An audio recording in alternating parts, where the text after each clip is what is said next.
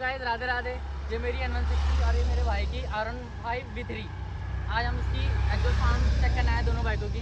तो आइए हम आपको आवाज़ सुनाते हैं।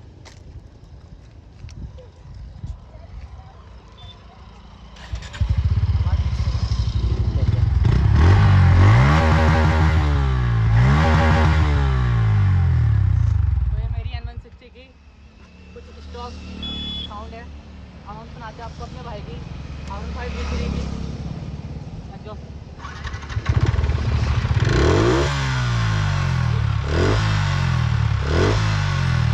अभी हम आपको N160 का 50 या 60 की स्पीड में फ्लाई बाय दिखाएंगे, फिर एग्जॉस्ट साउंड सुनाएंगे। अभी R15 का तो मुश्किल है।